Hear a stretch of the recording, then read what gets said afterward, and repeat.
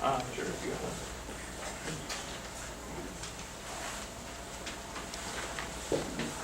Appreciate it. Thank you all for coming. This is a meeting between the U.S. Regulatory Commission and Tennessee Valley Authority.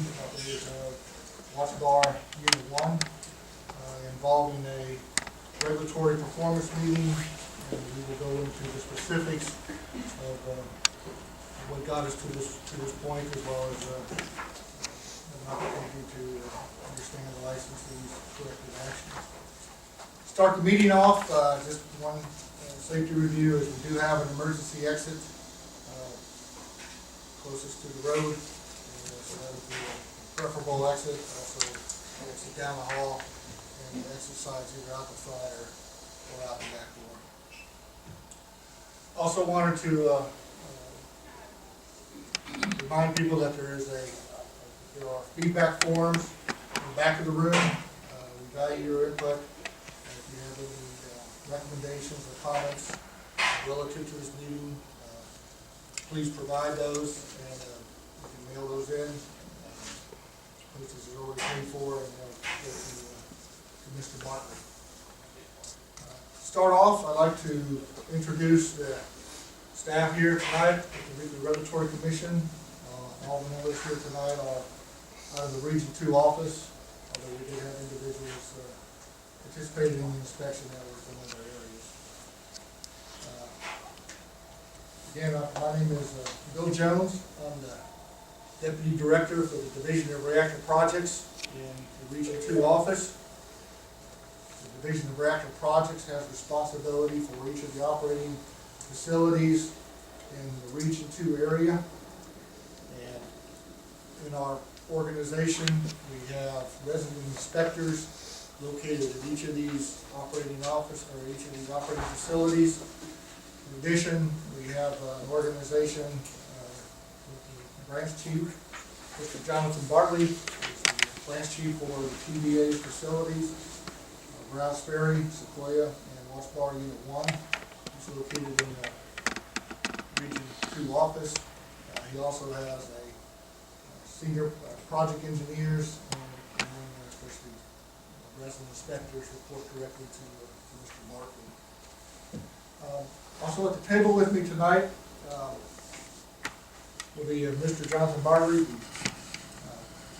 branch chief for the TVA facilities. Immediately left is Shane Sandel, a senior project engineer out of our Region 2 office. And Bob Monk is the senior resident inspector at Watch Bar Unit 1. Also in the back of the room is Joey Ledford. He is with our public affairs group out of the Region 2 office. Tonight we are conducting a meeting between the NRC and TVA regarding Watch Bar Unit 1. This meeting is open for public observation, but prior to actually concluding the meeting, the NRC will take questions from members of the audience and also any individuals on the telephone. And also I'd like to identify that after the meeting has concluded, the NRC staff will remain to answer any additional questions and to talk with any members in the audience. Next slide, please, Jonathan. Okay. Tonight is a public forum for discussion of the licensee's performance relative to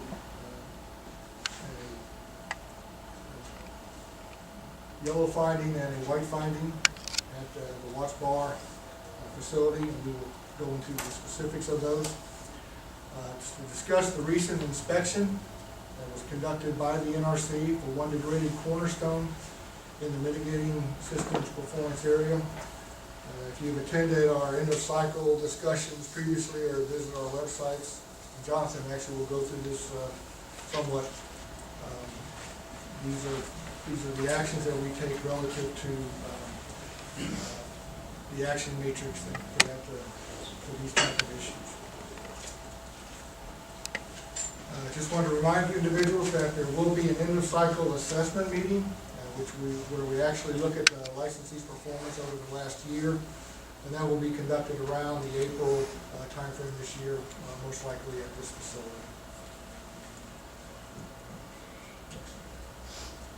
At this time, I'd like to turn it over to Mr. Cleary to introduce your staff. Thank you, Bill. I am Tim Cleary, Site Vice President for Watts Bar Unit 1. And to my right is Dave Gronick, Plant Manager. To his right is Gordon Arndt, the Director of Licensing for Watts Bar. Thank you. Briefly, we will provide, as part of this meeting, an overview of the NRC mission, provide you a review of the reactor oversight process, just to put the NRC's actions into context. We will provide a discussion of plant performance results. At that point, the Tennessee Valley Authority has a discussion with the corrective actions that were taken. Subsequent to that, the NRC will discuss the results of our supplemental inspection, where we came and independently looked at what actions the licensee had taken, and give you our assessment and the results of that inspection. We then have closing comments, and then prior to actually adjourning the meeting, we will take questions from the public, and after those questions, then we will close the meeting itself. And as I indicated, the NRC staff will remain to answer questions from members of the audience. I did hear, did one individual join the bridge?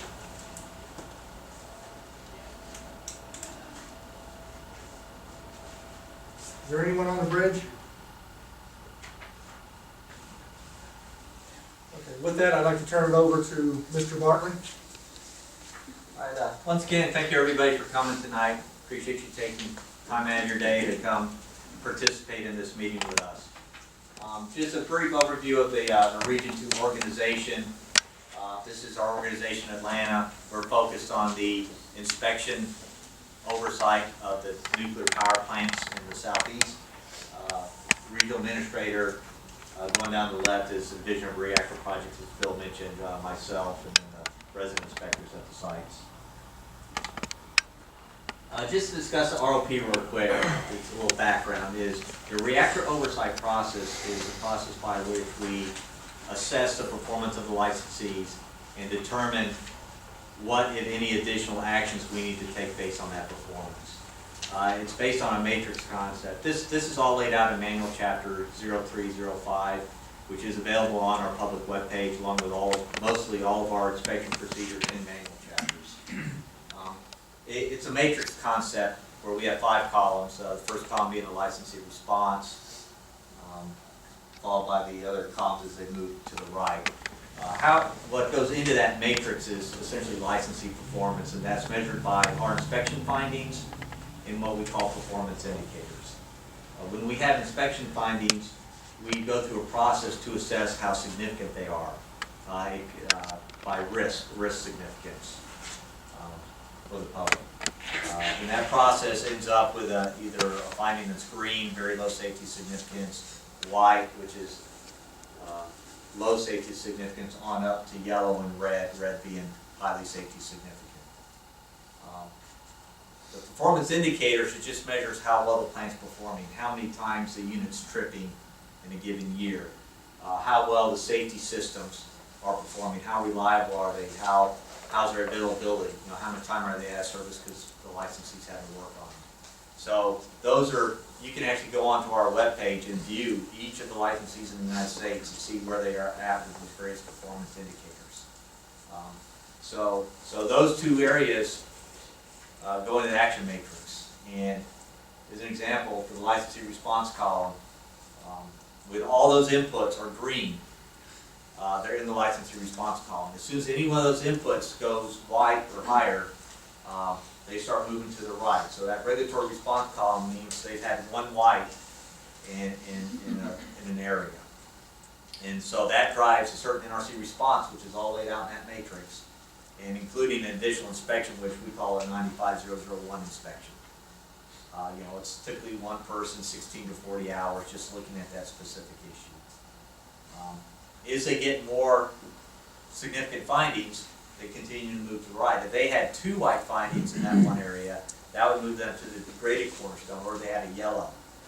And that was more higher level of NRC engagement, higher level of management, NRC management and licensee management involvement. And in that case, 9502 inspection, which is what Watts Bar received.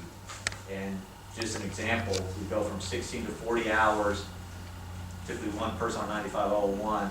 9502, you're going up to a team of 4, 5 people, 200 inspection hours. So it's a pretty significant increase in inspection resources in a higher level of engagement. And then up to the red column, that's where Browns Ferry was.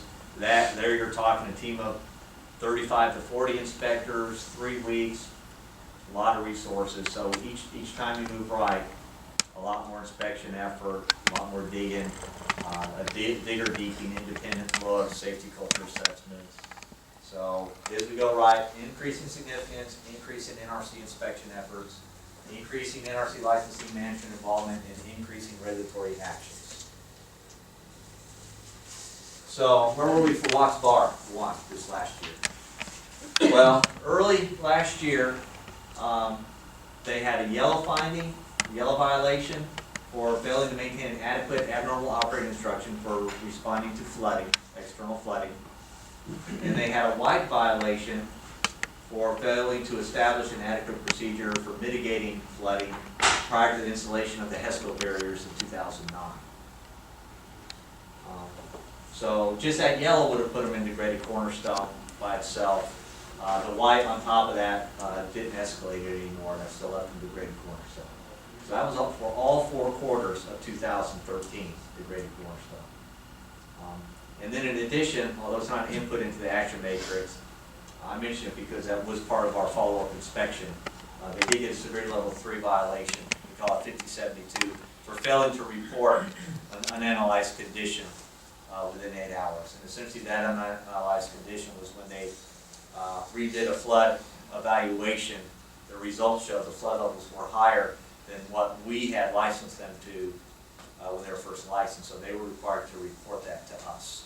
So then we could move forward and decide what needed to be done in response to that higher flood elevation.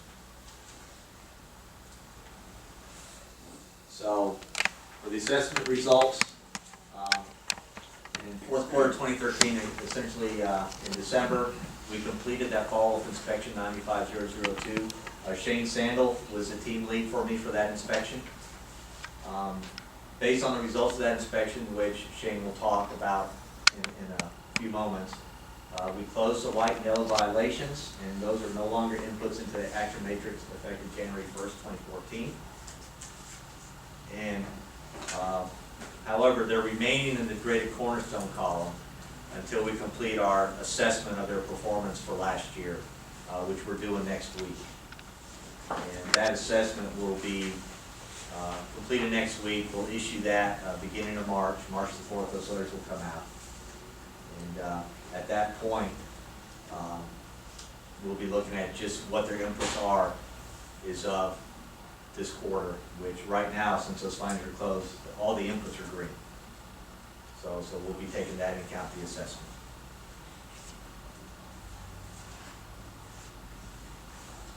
Now I'd like to turn over to you, Tim, for discussion of corrective actions. Yeah, thank you, Jonathan. Certainly recognize the significance of these violations, and protecting the health and safety of the public is our primary responsibility. We've evaluated each of the violations, the flood mitigation, flood strategy, and the event reporting individually and collectively, and have implemented a series of corrective actions to address all 3. Dave Gronick, to my right, our plant manager, will discuss corrective actions and the actions we have taken for each of the violations. Good evening, everyone. The first violation that we addressed was the implementing procedure that Jonathan talked about at our site. That implementing procedure reconfigures the plant so that we are in a condition to be able to handle a flood situation in 27 hours, which is part of our design. That is the most limiting flood situation. We have 27 hours to reconfigure the plants so that we can handle the flood situation here in the valley. So what we did to address that issue is obviously we had to revise those procedures and resequence some actions so that we could get them accomplished within the time limits allowed. We also had to improve our staging of some of the equipment needed to address that flood, as well as the tools needed to implement those changes out in the plant. And after going through that thing, we had to successfully demonstrate to the NRC that we could execute those procedures with those tools that are staged within the time limits allowed. And if you go to the next slide here, it's kind of hard to see this, but I just wanted to point out, so up in the upper left, you can see it's a picture of, we took of the drill that we were doing for this flooding drill. This is just one of the room. There was many people involved in this. There was dozens of people involved with this drill. It took an entire day to go through this drill to make sure that our procedures not only worked, but were sequenced correctly. We found even improvements during our drill that we can go out and make them even better.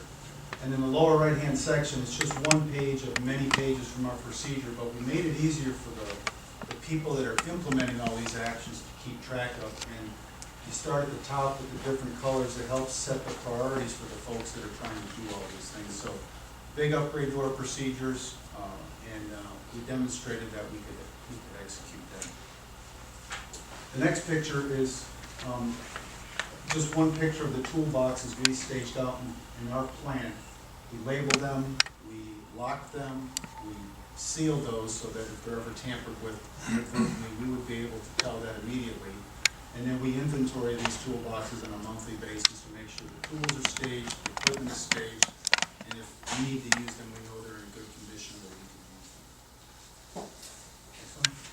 So next violation dealt with the inadequate flood strategy prior to 2009. This is when we found out from calculations that the flood levels in the valley and at our site were going to be actually higher than what we had previously been designed to. So what we did to address those is we installed some physical barriers, the HESCO barriers, and HESCO is just a brand name. I'm going to show you a picture of those here in a second. We also put together a series of procedures to make a program out of flood mitigation. And what that means in our terms is that we've got a much more formal and rigorous process by which we maintain our flood strategy, our flood equipment, and how we analyze changes to the plant so that we always take into account the effect those changes would have on our flooding strategy at our site. So that's really what's said in all these words here, that it's a much more formalized process right now so that we don't inadvertently do something down the road that changes our strategy for how we deal with the flood. We also developed at the bottom of this is the risk management process. What I mean by that is, so that this goes back to changes done at the site. We evaluate the change at the site for a lot of things, and we put into that now the fact, does the change we're making at the site have any effect on our flooding? So that was kind of an important piece to add. If you go to the next slide, this is just a picture of the HESCO barrier at the Tellico Dam on the left and at the right. And all that did was basically protect us from higher flood waters in the case we do have that flooding strategy, or that flooding event. And anybody who's been to any of the parks out on the river that TVA owns, or some of these parks where we put these barriers up, we still had to leave a gap in these barriers so that people can still drive in and use the parks. And if a flood situation comes up, we have to be able to close that gap. And what this is a demonstration for the NRC that we could install the HESCO barriers and close the gap in the time allotted, because that is part of our flooding strategy. We leave those open so the parks are open, but if we need to close them, we had to demonstrate we could indeed close them. And the next one is, these are some changes we made to our plant. Not very exciting pictures, I realize, but all you see is a wall. It's the equipment behind the wall we had to protect. With the new higher flood levels at the facility, the equipment that's behind these walls would have ended up being damaged by the flood water. So we installed walls. These walls are seismic, very robust, just hold back the water and also make sure that they'll be there regardless of the event that hits the site. So we install these walls to protect the equipment behind it. The last violation that we addressed was basically dealing with our failure to report. And what we did for that was we revised our governing procedures regarding reporting. We retrained our operations, our engineering, and our licensing people to make sure they understand the nuances of the reporting requirements, and to make sure that if situations like this arise again, that we report them in a timely manner with the NRC. We did case studies, and what a case study is basically just tabletop training with our management folks to make sure they understand if there's a situation, should you or should you not report it. It's kind of a way to make sure that they understand the reporting requirements. And the last thing we did is we went back and verified over the past 5 years that we didn't falter in any other reporting requirements that we should have made to the NRC. So in summary, for the last slide here, for the summary, we did very rigorous evaluations and corrective actions to not only fix the problems that we had, but also get to the underlying behaviors that got us to those problems. We made physical changes, we made engineering upgrades, we revised our implementing procedures for flooding, and the last bullet there is we've improved and closed the gap that we had with the coordination between our river operations folks and our nuclear folks. We have to make sure that we understand any changes made on the river can affect our nuclear facility as well as other nuclear facilities on the river. And we need to make sure that those people understand their role in our safety.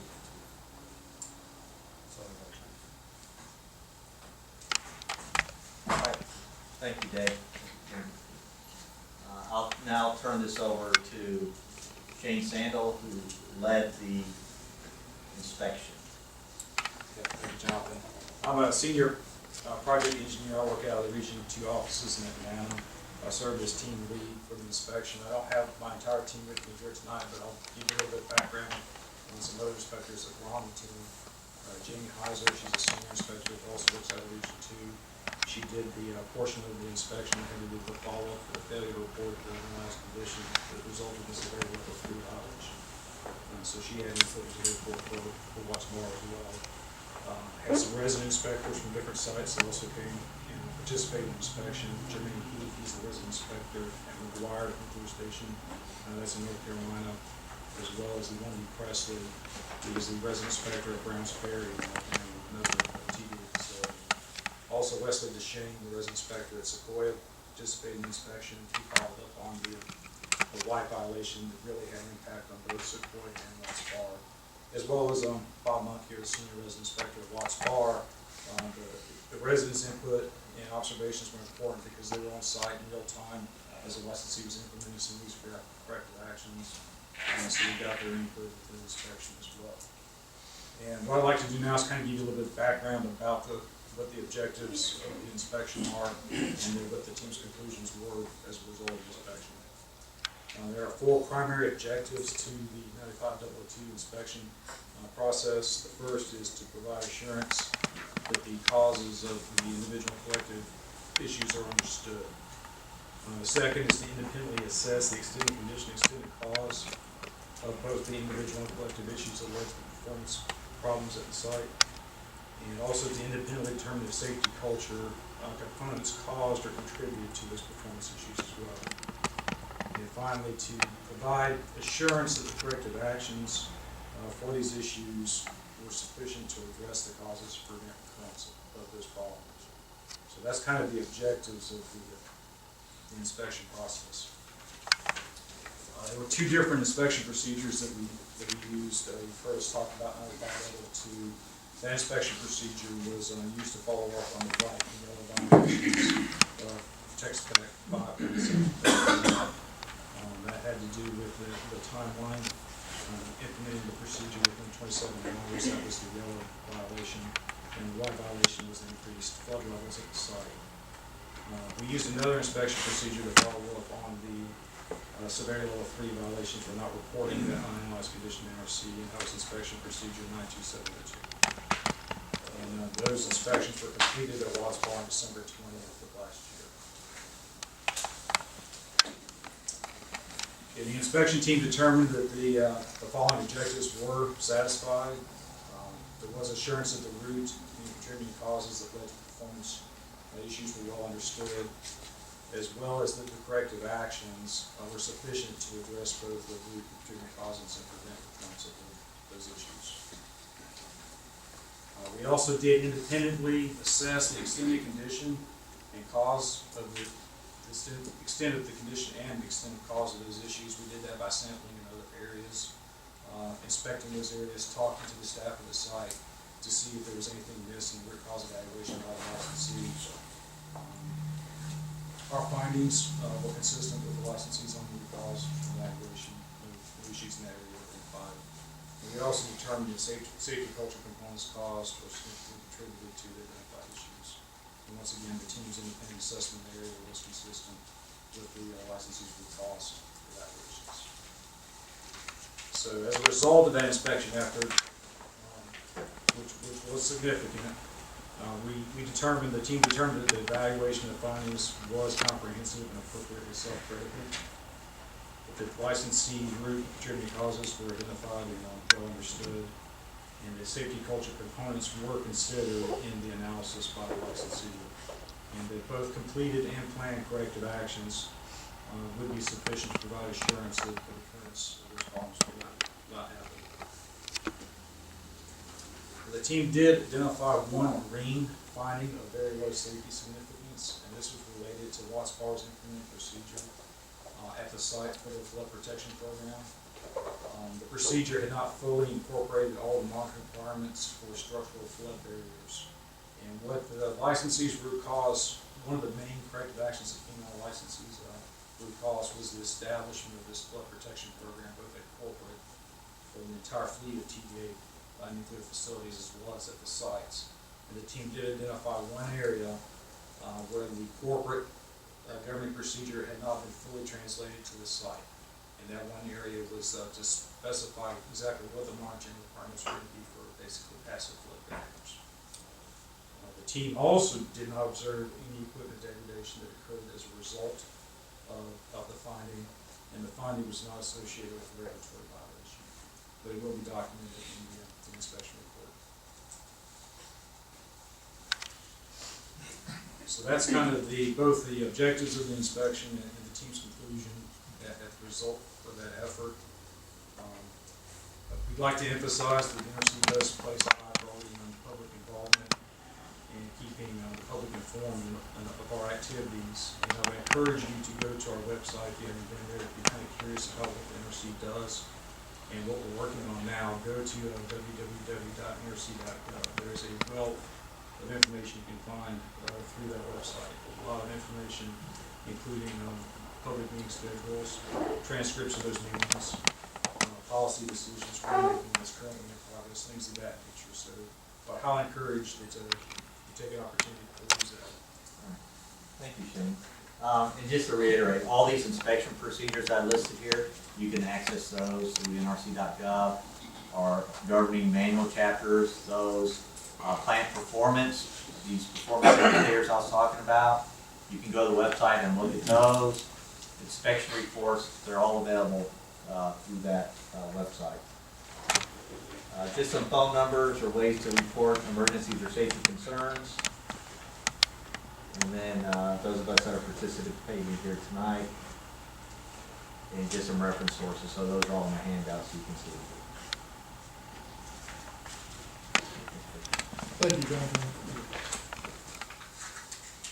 This inspection that Mr. Sandals led was essentially a culmination of a lot of oversight activities, in-depth, intrusive review of the licensee's corrective actions, contributing root causes, and the effectiveness of the implementation of those corrective actions. The inspection report that documents this inspection activity and our findings is available on the NRC website also, so you can read specifically the areas that were reviewed and see how we went about evaluating the licensee's performance and their corrective actions. The NRC places great significance on licensees being able to evaluate and correct conditions at their facilities. And that's why we place such high importance as part of this 9502 in looking at the licensees' root cause, contributing causes, and the effectiveness of those corrective actions. And that included multiple observations of the ability to implement the flooding mitigation procedures, should that occur, should that be needed. The actual hardware installation to protect equipment in the event of a flood, can be installed within the needed time. And those were all findings that, as Mr. Sandler indicated, that they looked at and walked away with a good understanding that the licensee was able to implement the corrective actions as they said they had, that they had modified the procedures as they said they had, and that they could implement them within the time frames. And those were all, as I indicated, very important aspects to this inspection activity. Before we go to the next step, Mr. Cleary, I'd like to just provide you an opportunity for any additional or closing comments that today would like to provide. As I open, we certainly understand the significance of these, and we have gone through our corrective action program, thoroughly evaluated and assessed these, and are confident the actions we have put in have resolved the issues that were identified and then have been confirmed by your inspection that we have taken care of these. And we will continue to enhance and ensure we protect the health and safety of the public as we go forward. That's it. Thank you. At this time, I'd